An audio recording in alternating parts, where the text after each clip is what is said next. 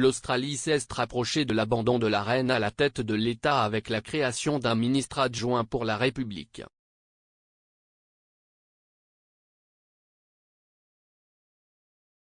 Anthony Albanese, nouveau Premier ministre travailliste de centre-gauche australien et républicain de longue date, a annoncé la création de ce poste mardi, 2 jours seulement avant le début des célébrations du jubilé de platine de la reine.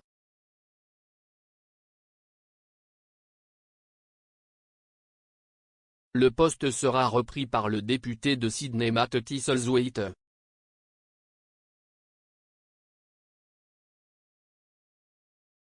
Cette décision a été qualifiée de triste et imprudente par l'analyste de politique étrangère Neil Gardiner.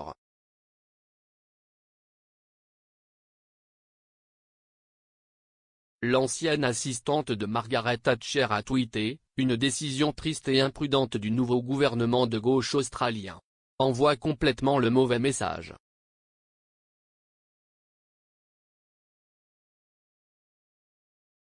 Cependant, la nouvelle position a été célébrée par le mouvement de la République australienne.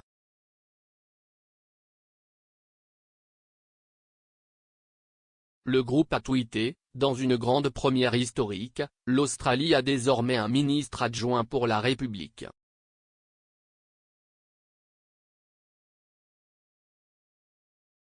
Nous félicitons le gouvernement d'avoir franchi cette étape importante vers la réalisation d'une république australienne et nous nous réjouissons de travailler avec lui au cours de la prochaine législature.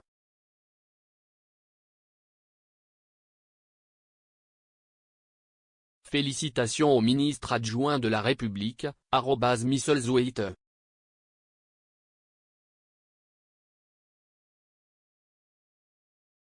Le président du mouvement de la République australienne, Peter Fitzsimons, a joyeusement ajouté « Nous sommes en route ».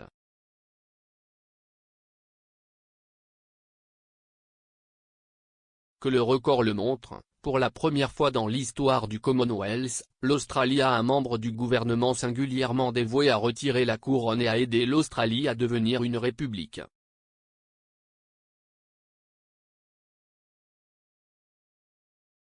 Les anciens dirigeants travaillistes se sont engagés à organiser un référendum sur la suppression de la monarchie britannique en tant que chef de l'État australien.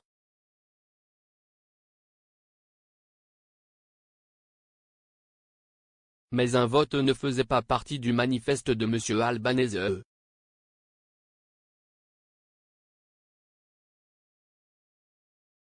Le républicain est devenu Premier ministre australien après avoir évincé Scott Morrison lors des élections générales au début du mois.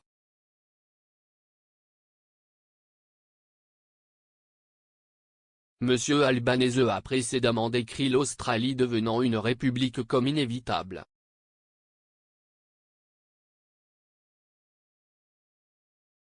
Le pays a voté contre la rupture des liens avec la famille royale lors d'un référendum de 1999 par 55% contre 45%.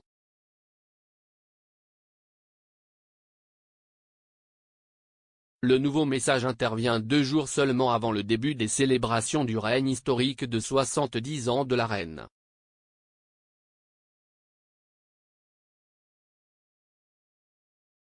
Le monarque est chef d'État de 15 pays du Commonwealth.